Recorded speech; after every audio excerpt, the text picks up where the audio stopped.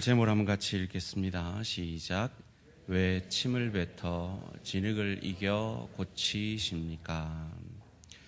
우리가 앞서 살펴본 대로 예수님은 말씀 한마디로 놀라운 이적과 표적을 행하셨으며 행하실 수 있는 분이십니다. 그런데 왜 예수님은 오늘 본문에서 굳이 흙에 침을 뱉어 그것으로 진흙을 이기고 그리고 소경의 눈에 그 진흙을 붙이고 굳이 예루살렘에서 가장 낮은 곳인 실로암으로 가서 씻으라 하는 그 순종을 통해 그 소경의 눈을 고쳐주시는 것일까요? 오늘 본문 6절 7절 말씀입니다. 이 말씀을 하시고 땅에 침을 뱉어 진흙을 이겨 그의 눈에 바르시고 이르시되 실로암 못에 가서 씻으라 하시니 실로암은 번역하면 보냄을 받았다는 뜻이라. 이에 가서 씻고 밝은 눈으로 왔더라. 오늘 본문 6절에 이 말씀을 하시고 라는 말씀으로 시작하죠. 어떤 말씀이었습니까? 5절 말씀이죠. 내가 세상에 있는 동안에는 세상의 빛이로다. 내가 죄인인 너희를 하나님께로 인도할 수 있는 그 세상의 빛임을 알게 하시기 위한 사역으로 이 소경을 고치는 이 일을 이해할 수가 있는 것입니다. 왜 진흙을 이겨 소경의 눈을 고치셨습니까? 가장 보편적인 해석은 여러분 잘 아시는 대로 하나님께서 흙을 들어 인간을 만드신 그 창조의 역사를 하신 것처럼 이 흙을 이겨 이 소경의 눈을 덮으심으로 말미암아 재창조의 역사를 통해 이 소경의 눈을 고쳐내신다라는 것입니다. 저는 오늘 거기에서 좀 더 깊이 들어가 보고자 합니다. 깊은 묵상 가운데 여러 가지 설교와 자료들을 통해서 참 많은 이유들에 대한 설명을 들었습니다. 그 중에 가장 성경적이라고 여겨지는 세 가지 이유를 나눔으로 오늘 은혜를 받고자 합니다. 첫 번째로, 왜 침을 뱉어 진흙을 이겨 고치시는 것일까요? 이 시간들을 통해서, 이 노력이 필요한 이 시간들을 통해서 소경과의 인격적인 만남과 사귐을 위해서, 그리고 그것이 소경에게 느껴지도록 예수님은 지금 소경을 위해서 시간과 정성을 드리고 계신 것입니다. 여러분 한번 상상해 보십시오. 흙이 있습니다. 마른 흙이 있어요. 그 흙을 얼마나 침을 뱉어야 진흙이 되게 하셨을까요? 제가 친히 예수님이 되어서 그것을 여러분에게 시범으로 보여드리고 싶지만 이 아침에 여러분이 기분이 나빠지실 것 같아서 제가 친히 시범은 보이지 않겠습니다만은 여러분 눈으로 한번 상상을 해보십시오. 흙에다가 예수님이 지금 침을 뱉고 계십니다. 하고 계십니다. 한두 번 가지고 안 됐을 겁니다. 참 시간을 들였습니다. 정성을 들이고 계십니다. 노력을 들이고 계십니다. 오늘 궁금하시면 어느 정도의 노력을 들였는지 궁금하시면 여러분 집에 가서 한번 해보십시오. 여러분의 침을 얼마나 뱉어야 그게 진흙이 되게 할 수 있었을까요? 아무것도 보지 못하는 소경이 그 소리를 듣고 있습니다. 그리고 저 조상의 죄 혹은 저 사람의 죄 때문에 소경이 되었다라고 아무 소망 없는, 구걸하는 것 외에 아무 소망 없는 그 소경이, 누군가가, 예수라는 사람이 자기를 위해 시간을 들이고 정성을 들이고 노력을 하고 있는 그것을 듣고 있습니다. 어떤 마음이었을까요? 감동했을 것입니다. 감사했을 것입니다. 그것을 우리는 어떻게 알 수 있습니까? 예수님이 그 진흙을 이겨 그 소경의 눈에 바르십니다. 그리고 그냥 싹 치워주심으로 고쳐주시면 좋겠는데 굳이 예루살렘 성에서 가장 낮은 곳에 있는 실로암 목가에 가서 씻으라 하십니다. 여러분 상상해 보십시오. 진흙을 눈에 발랐습니다. 그 낮은 곳까지 가는 데는 오랜 시간이 걸렸을 것입니다. 그리고 누군가의 도움이 필요했을 것입니다. 혹 진흙이 떨어질까 봐 이렇게 고개를 젖히고 그 길을 가야 했을 것입니다. 사람들이 그를 볼 것입니다. 얼마나 우스꽝스러웠을까요? 그런데 그는 그것을 아랑곳하지 않고 예수님께 어떤 반문이나 질문하지 않고 그 예수님의 말씀에 순종했다는 것은 그 예수님이 그에게 드린 시간과 정성에 감동했다라는 것일 것입니다. 사랑하는 성도님들, 오늘 이 시대는 참 전도가 안 되는 시대입니다. 그래서 오늘 교회를 나오는, 그래서 예수를 믿게 되는 대부분의 사람들은 관계 전도를 통해서 예수를 믿게 되고 교회를 오게 됩니다. 아마 많은 분들이 누군가의 시간과 누군가의 정성을 통해 오늘 이 자리에 앉아 예배를 드리고 계신 걸 겁니다. 몇 주 전에 제 제자훈련 화요반, 수요반, 목요반 약 30여 분의 성도들에게 여쭈었습니다. 당신은 누가 가장 존경스러우십니까? 라고요. 많은 분들이 우리 원로 목사님을 존경한다 말씀하셨습니다. 또 어떤 분들은 우리 원로 장로님을 참 존경한다라고 말씀한 분이 있습니다. 네, 더 많은 분들이 나는 우리 구역장님을 존경합니다 라고 나누셨습니다. 그리고 더 많은 분들이 저는 내 부모님을 존경합니다 라고 나누셨습니다. 참고로 담임 목사를 존경한다는 분은 아무도 안 계셨습니다. 여러분, 왜 그분들이 존경스러웠을까요? 한결같 이유는 단 하나였습니다. 우리 원로 목사님이 저를 위해서 정성을 들여주고 기도해 주셨습니다. 우리 원로 장로님이 주의 교회를 위해서 섬기시는 그 시간과 정성이 저는 참 존경스럽습니다. 저는 우리 구역장님 때문에 그분이 나를 위해 기도해 주시고 내게 드린 시간과 정성 때문에 나는 예수를 믿고 이 자리까지 올 수 있었습니다. 무엇보다 나는 부모님의 사랑과 정성이 없었으면 결코 오늘의 나는 없었을 것입니다. 한결같이 왜 존경스러우냐? 그분들이 내게 주신 시간과 정성 때문이라고, 사랑 때문이라고 고백했습니다. 왜 이 소경이 예수님의 이 어려운 우스꽝스러운 질문에 아무 반문 없이 순종했을까요? 예수님이 그를 위해 드린 시간과 정성에 감사했기 때문일 것입니다. 사랑하는 성도님들, 누군가의 시간과 정성, 그 하나님의 열심으로 말미암아 저와 여러분이 예수를 믿고 구원함 받았고 오늘 이 자리에 예배자로 앉아 계십니다. 그럼 우리는 어찌해야 할까요? 이 가을에 우리도 한 영혼을 위해 시간을 드리고 정성을 드리고 물질을 드리고 그리하여서 그분들이 내 안에 계신 예수의 사랑을 나로 말미암아 느껴질 수 있게 하시는 저와 우리 모든 성도님들 되시기를 주님의 이름으로 축원합니다. 다음 주면 우리가 VIP를 작정하게 될 것입니다. 그리고 그들에게 선물할 선물을 전시할 것입니다.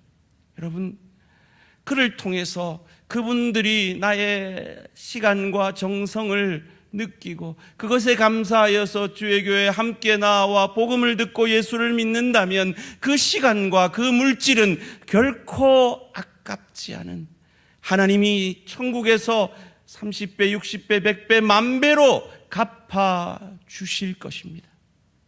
이 가을에 한 영혼을 위해 이 장님의 눈을 띄울 뿐만 아니라 그 영혼을 구원하신 그 예수님의 시간과 정성을 우리도 본받아 한 영혼을 위해 시간과 정성을 드림으로 그 영혼을 초청하여 그 영혼이 구원받는 열매를 맺는 저와 우리 모든 성도님들 되시기를 주님의 이름으로 축원합니다. 두 번째로, 왜 예수님은 침을 뱉어 진흙을 이겨 고치셨을까요? 당시의 문화에서는 이것을 사랑으로 그리고 영광스러움으로 느껴질 수 있는 일이었기 때문입니다. 제가 사진을 하나 보여드릴 텐데요. 이 사람은 로마 황제였던 베스파시아누스라는 사람입니다. AD 69년에서 79년 약 10년 동안 로마 황제로 재임했던 사람인데, 이 사람은 원래 로마의 장군이었습니다. 그래서 네로 황제가 연회에서 네로 황제가 자신이 지은 시를 읽는데 졸았다는 이유로 유배를 당합니다. 지금 영광스러운 하나님의 말씀이 선포되고 있는데 혹 조셔가지고 유배당하시는 일은 없으시기를 바랍니다. 그런데 이분이 유다에 일어난 반란을 제압함으로 다시 일어나고 결국 로마 황제로 등극을 하게 됩니다. 이분에 대한 기록이 참 재미난 기록들이 많이 있대요. 인류 역사상 유료 화장실을 만든 분이 바로 첫 번째 만든 분이 이분이래요. 그리고 그 화장실에서 오줌을 모아다가 가죽 가공업체에 판 사람도 이 사람이래요. 이 사람이 남긴 유명한 말이 있답니다. 돈에서는 냄새가 나지 않는다라는 말을 남겼대요. 합리적이고 실용적인 사람이었는데요. 이 사람의 일화 가운데 이런 기록이 있답니다. 알렉산드리아라는 그곳을 황제로서 방문을 했는데, 그때 소경과 그 팔을 못 쓰는 사람이 이 사람을 찾아왔대요. 그러면서 간곡히 부탁을 합니다. 소경은 말합니다. 제 눈에 침을 뱉어 주십시오. 팔을 못 쓰는 사람 말합니다. 제 팔을 밟아 주십시오 라고 말이죠. 왜요? 그 시대의 문화에서는 존귀한 사람, 성스러운 사람, 영광스러운 사람의 침은 사랑이요 영광이었고, 그 사람이 밟아주는 것은 그에게는 영광으로 느껴졌다는 거죠. 그래서 그들이 고침받았다는 전설까지 있을 정도라고 합니다. 당시의 사람들의 사고방식을 잘 보여주죠.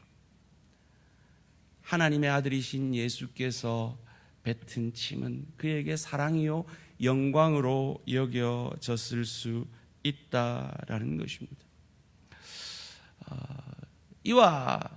이것을 참 설명할 수 있는 재미난 실험이 있어서 소개해드리기를 원합니다. 콜로라도 대학 경영학 교수인 로렌스 윌리엄스 교수와 예일 대학 심리학 교수인 존 바라는 교수가 아주 재미난 실험을 했습니다. 수재들만 다닌다는 이 예일 대학교 대학생들을 대상으로 41명에게 동일한 사람이 엘리베이터 안에서 같이 탄 그 예일 대학 학생에게 커피를 잠시 들어줄 수 있느냐라고 부탁을 합니다. 당연히 들어줄 수 있었겠죠. 그래서 어떤 예일 대학생에게는 따뜻한 커피를 건네고, 또 다른 반의 그룹에게는 아이스 커피를, 찬 커피를 건넵니다. 그리고 나중에 그 학생들에게 설문조사를 하는데 당신에게 커피를 건넨 사람의 인상이 어땠습니까? 라고 물어봅니다.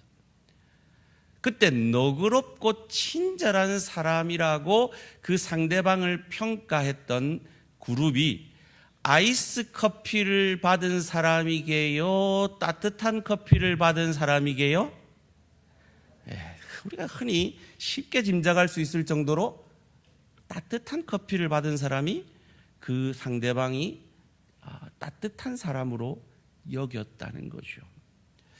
또 이 교수팀이 더 재미난 실험을 합니다. 53명을 대상으로 냉패드를 손등에 붙이는, 그리고 온패드를 손등에 붙이고 실험에 응한 그 사람들에게 감사하다는 표시로 아이스크림과 음료 교환권을 당신에게 보낼까요? 친구에게 보낼까요? 라고 했을 때 그 자기가 받은 그것을 자기가 아니라 친구에게 그 선물을 보낸 비율이 냉패드를 붙인 사람이 많을까요? 온패드를 붙인 사람이 많을까요? 온패드를 붙인 사람이 많았다는 거죠. 예수님의 그 침, 따뜻한 온기가 느껴지는 그 침이 차가운 물을 붓고 그 진흙을 이긴 것보다 그 소경에게는 따뜻함을 느낄 수 있게 했을 것이라고 쉬 짐작할 수 있는 것입니다. 오늘 본문뿐만 아니라 예수님은 이 침을 뱉어 고치신 사건들이 여럿 있었는데요. 마가복음 7장에도 나오고 8장에도 나옵니다. 제가 지금 마가복음 7장과 8장을 읽어드릴 텐데 여러분 이것을 읽으시면서 이 두 구절의 공통점 두 가지를 한번 찾아보시는 겁니다. 참고로 제가 읽으면서 뭔가 강조하는 기운이 느껴진다 싶으면 그거라는 눈치를 좀 채시면 좋겠습니다. 마가복음 7장 32절에서 35절 말씀입니다.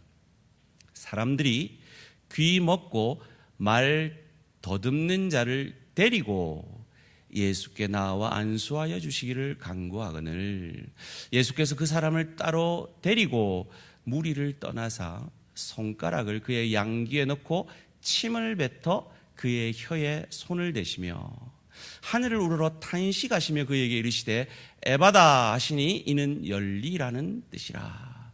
그의 귀가 열리고 혀가 맺힌 것이 곧 풀려 말이 분명하여 졌더라. 마가복음 8장 22절에서 25절도 참 비슷한 구절인데요. 한번 공통점을 7장과의 공통점을 한번 찾아보십시오. 벳세바에 이르러 사람들이 맹인 한 사람을 데리고 예수께 나와 손 대시기를 구하거늘 예수께서 맹인의 손을 붙잡으시고 마을 밖으로 데리고 나가사 눈에 침을 뱉으시며 그에게 안수하시고 무엇이 보이느냐 물으시니 쳐다보며 이르되 사람들이 보이나이다. 나무 같은 것들이 걸어가는 것을 보나이다 하거늘 이에 그 눈에 다시 안수하심에 그가 주목하여 보더니 나서 모든 것을 밝히 보는지라. 여러분 두 가지 공통점을 찾으셨습니까? 첫 번째 공통점은 쉽죠. 뭐죠? 침을 뱉으셨어요. 두 번째 공통점을 혹시 찾으셨습니까? 누군가가 예수님을 데리고 왔어요. 예수님께 그 소경을 데리고 왔어요. 그리고 예수님이 그를 데리고 가십니다. 그래서 로마서 10장 14절이 우리에게 이렇게 말씀합니다. 함께 읽습니다. 시작. 그런즉 그들이 믿지 아니하는 이를 어찌 부르리요 듣지도 못한 이를 어찌 믿으리요 전파하는 자가 없이 어찌 들으리요. 전파하는 이가 없이 어찌 듣겠습니까? 오늘 이 자리에 참 너무나 감사한 한 가정이 함께 예배를 드리고 계십니다. 우리 양선영 집사님 아버님, 의사들이 90%는 돌아가신다고 했는데 우리 성도들의 간절한 기도를 하나님이 들으셔서 그 10%의 확률에 하나님이 역사하셔서 오늘 이 자리에 함께 예배를 드리고 계십니다. 박수 한번 치실까요?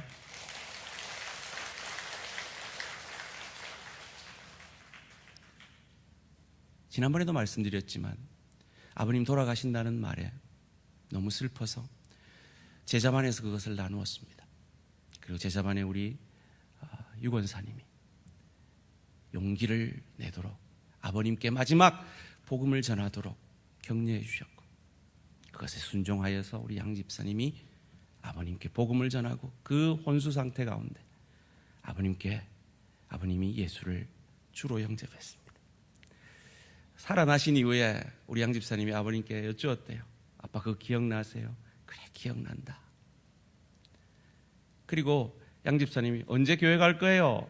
라고 태어난 아버지께 얘기하자 차는 내가 걷지도 못하는데 저란다 이러시고 핀잔을 주시더니 그 이후로부터 그렇게 열심히 걸은 것을 연습하셔서 오늘 이 자리에 함께 하고 계십니다. 딸의 정성이 있었고 우리 온 성도의 기도의 정성이 그 집안에 모셨던 신두 딴지를 다 버리게 하고 놀라운 기적으로 오늘 이 시간 온 가족이 함께 예배를 드리고 있는 것입니다. 사랑하는 성도님들, 우리가 전해야겠습니다. 우리가 전한다고 구원시킬 수 있는 건 아닙니다. 하나님이 하십니다. 우리는 하나님께 모든 결과를 맡기고 우리가 전할 수 있는 사랑과 우리가 전할 수 있는 복음과 우리가 전할 수 있는 초청장을 건네기만 하면 됩니다. 이 복음의 통로, 은혜의 통로로 이 가을에 쓰임받는 저와 우리 모든 성도님들 되시기를 주님의 이름으로 축원합니다. 세 번째로, 예수님은 왜 침을 뱉어 진흙을 이겨 이 소경을 고치셨을까요? 하나님이 하시는 구원의 일을 가르쳐 주시기 위해서입니다. 창세기 2장 7절에 흙을 이렇게 하나님은 생명을 위해 아름답게 사용해 주셨습니다. 여호와 하나님이 땅의 흙으로 사람을 지으시고 생기를 그 코에 불어넣으시니 사람이 생명이 된지라. 흙은 생명을 만드는 도구였습니다. 그런데 이 흙이 변해버립니다. 변질되어 버립니다. 죄 때문입니다. 창세기 3장 14절 말씀입니다. 여호와 하나님이 뱀에게 이르시되 내가 이렇게 하였으니 내가 모든 가축과 들의 모든 짐승보다 더욱 저주를 받아 배로 다니고 살아있는 동안 흙을 먹을지니라. 이 생명을 만드는 흙이 저주가 되어버렸습니다. 왜요? 이어지는 17절 말씀입니다. 아담에게 이르시되 내가 내 아내의 말을 듣고 내가 내게 먹지 말라 한 나무의 열매를 먹었은즉 땅은 너로 말미암아 죄로 말미암아 저주를 받고 너는 내 평생에 수고하여야 그 소산을 먹으리라. 이 흙이, 땅이 저주가 된 것입니다. 보편적으로 이 침을 뱉는다는 건 저주의 행위죠. 예수님도 그 십자가의 길을 가면서 침뱉음을 당하는 저주를 받으셨습니다. 그리고 이 흙은 저주의 상징이 되어 버렸습니다. 그런데 이 저주의 상징인 침과 흙을 발라 이 소경의 눈에 붙입니다. 이 소경과 연합된 것이죠. 우리 주 예수님이 하늘 보좌를 버리고 그 영광의 하늘 보좌를 버리고 저주받은 인간의 모습으로, 가장 연약한 아기의 모습으로 짐승 같은 삶을 사는, 이기적인 삶을 사는 우리를 구원해 주시기 위해 흙이 되어 주셨습니다. 인간이 되어 주셨습니다. 그리고 인간의 대표자인 세례 요한에게 세례받음으로 그 인간의 모든 죄를 자신이, 죄 없는 자신이 자기가 진 것처럼 전가받으셨습니다. 그래서 이 예수와 우리가 연합됨으로 십자가에서 예수가 죽었는데 그 십자가의 죽음을 나의 죽음, 나의 죄를 향한 심판의 죽음으로 예수와 함께 연합하여 죽어주신 것입니다.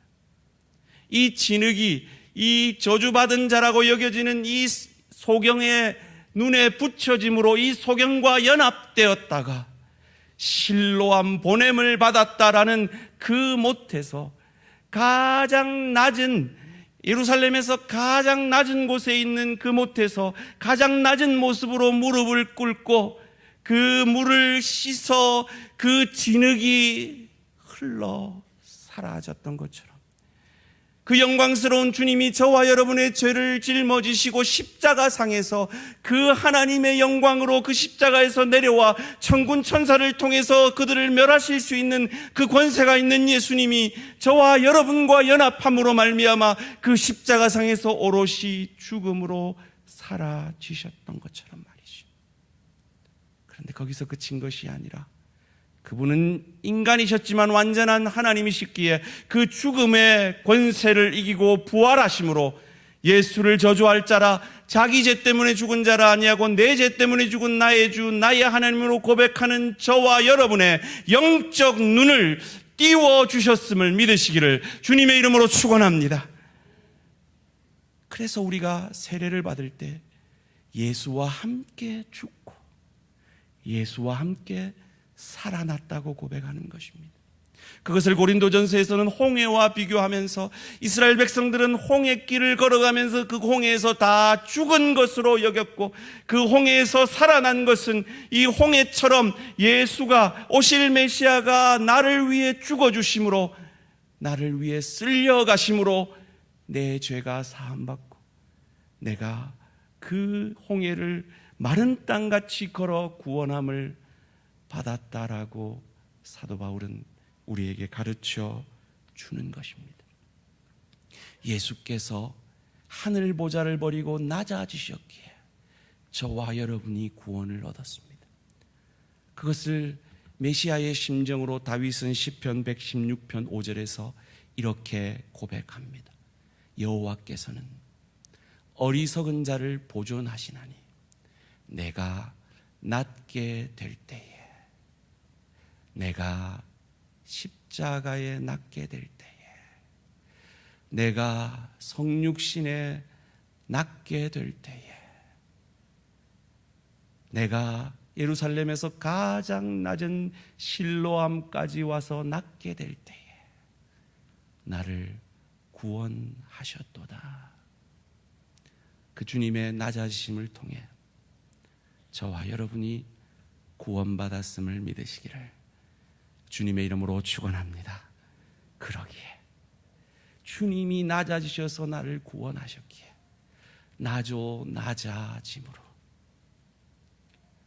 나도 손해봄으로 이 가을에 한 영혼을 위해 시간과 정성과 물질을 들여 그 시간과 정성과 물질을 통해 그가 내 안에 있는 예수의 그를 향한 사랑과 정성을 알게 하고 내가 좀 자존심 상하고 거절당해서 자존심 상할지라도 거절당할지라도 저도 작년에 우리 휴대폰 총각한테 초청장 줬다가 거절당했거든요. 올해 또 줄라 그럽니다. 작년에 우리 미장원 아줌마한테 줬다가 쌩당했거든요. 그런데 또 전해보려 합니다. 자존심이 상하죠. 거절감이 생길 수 있습니다. 그런데 우리가 예수님처럼 낮아질 때 하나님의 때 하나님의 방법으로 하나님의 택한 백성들을 우리를 통해 구원하여 주실 것임을 믿으시고 이 가을에 내 가족의 구원을 위해 낮아지고 내 친구의 구원을 위해 낮아지고 내 이웃의 구원을 위해 예수님처럼 낮아짐으로 한 영혼을 구원하는 도구로 아름답게 쓰임받는 저와 우리 모든 성도님들 되시기를 주님의 이름으로 축원합니다.